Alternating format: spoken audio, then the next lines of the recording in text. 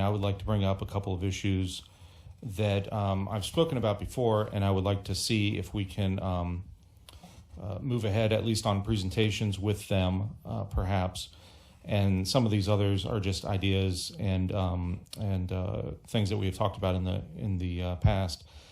And I do agree that the tax burden on our residents is something that we do need to make sure we are constantly keeping an eye on.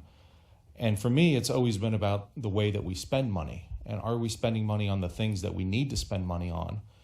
And the state doesn't always necessarily come through with the dollars to follow through with the mandates that they put upon us. Those burdens then fall to us, and it is up to this board to decide whether or not we are going to then pay for the items that we need. For example, our pay increase for our public safety officials that we started last year, but is going to be coming into this budget, and we're really going to see the impact on that, which I think is a good idea, but there are impacts. And so we need to also see what we're getting for the money that is being spent, and make sure that our taxpayers are always at the front of our minds, so that the community that is being built and that part of the community that the government is involved in when it comes especially to public safety and public education, at least for me, are the two top priorities. Another one is transportation solutions. I will tell you, we've talked about these for years and years.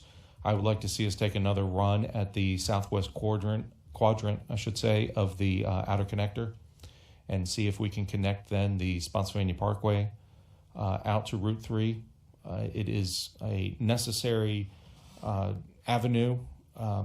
We are hoping that we can get our connector road that is over in Mr. Skinner's district from Spotsylvania Avenue over to Germana Point Boulevard, or Germana Point Road, I'm sorry.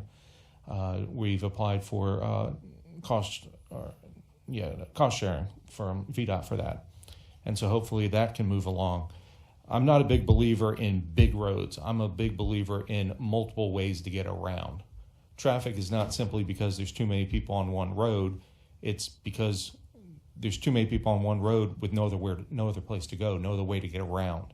And so we need to stop looking at these multi-million dollar projects that by the time they're done, they're 20 years behind behind where they should have been to begin with. Another thought or another idea that I would like us to look at again, and it was dismantled a few years back, was the Economic Development and Tourism Subcommittee. That was one that we had business leaders, and we had people from the tourism industry, board members and others that would sit on the subcommittee to come up with ideas to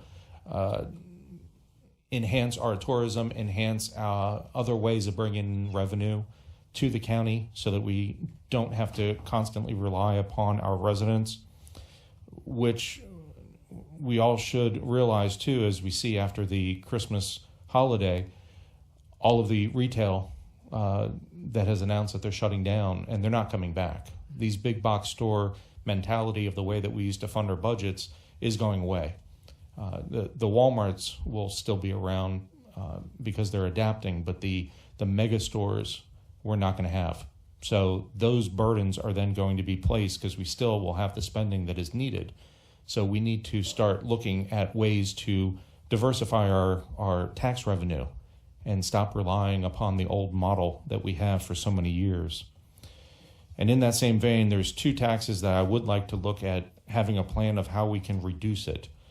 Our personal property tax rate is the third lowest in our peer group and surrounding counties.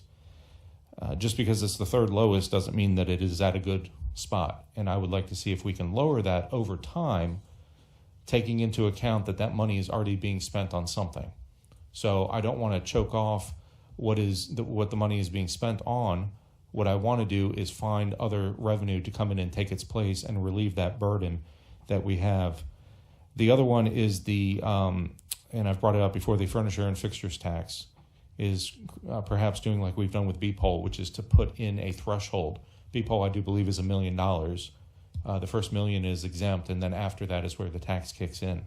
I would like to see us do that more and more with our business taxes so that we can lure more businesses to come here. Because not only do we want them to come here, we want them to stay here and we want them to grow. And I think that if we can do that by incentivizing a planned incentivization of these tax rates, I think that we would be better off in the future.